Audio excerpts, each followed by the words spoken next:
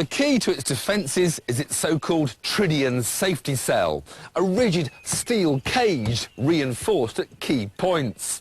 Smart describe it as the hard shell of a nut, with small but efficient crumple zones both at the front and at the rear. In theory, getting inside is like putting on a suit of armour.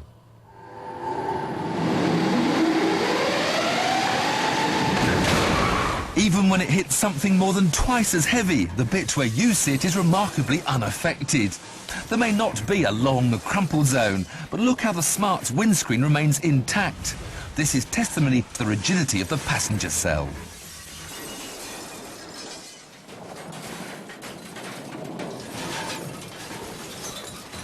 The downside of the shell's rigidity is that there's a greater potential for the crash forces to be transmitted through to the passengers. Ideally, you want to slow them down as gently as possible. So you get seatbelt tensioners that stop you lurching forward violently, and they're fitted with force limiters that give you a bit of slack before they dig into your chest. The car's also fitted with a driver airbag, a passenger airbag, and a steering column that will retract out of the way in a crash to give you more room to slow down. That's the theory, but no one knows how the car will behave when it's crashed at 70 miles an hour, which is where we come in. We've enlisted the help of engineering guru Dr. James Brighton. His team have converted a Smart so that the brakes, steering and throttle can be operated via remote control. Dr. Kim Blackburn will guide the Smart from a chase car straight into 20 tonnes of concrete block. It'll be similar to losing control at 70 miles an hour and spearing off into the temporary barriers on a motorway. Surely now the Smart has met its match. Kim to James, 10 seconds. 10, 20, 30, 5, give me space, thank you. 40, 5.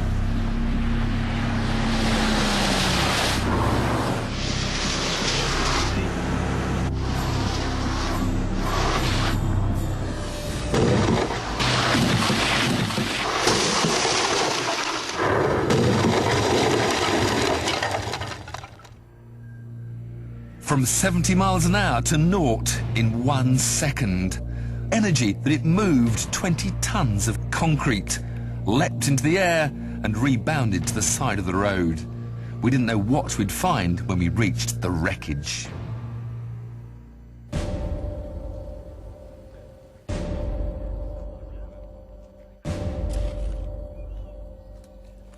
The steel cage has certainly done its job really well.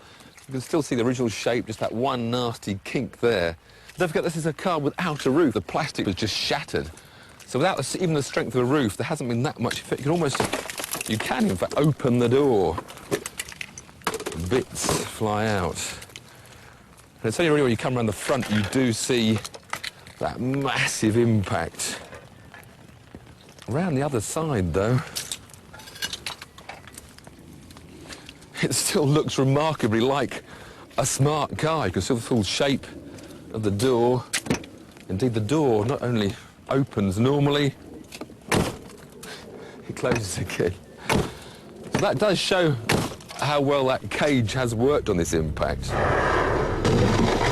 We were staggered at how well the Smart seemed to have stood up to our high-speed collision, but couldn't help wondering how a conventional small car would have performed in a similar test. So we found out.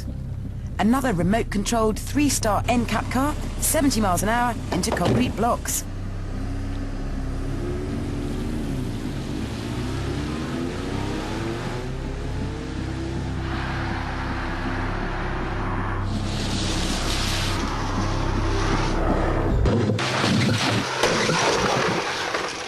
Without a super stiff structure like the Smart's, you can see how this car's bodywork ripples as the shockwave dissipates.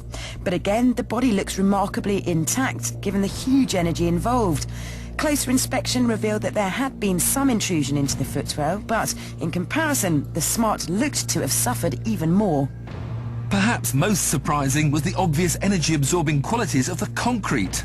The Corsa's greater mass moved the blocks more than the Smart, but in both cases, the concrete didn't necessarily deliver the killer blow you might have thought.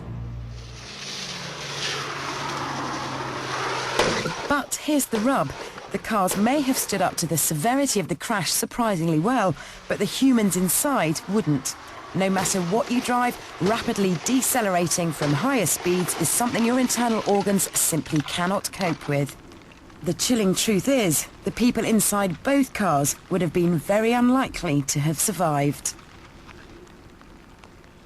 So, how much stick can a Smart take? A lot. But that can't be said for its passengers.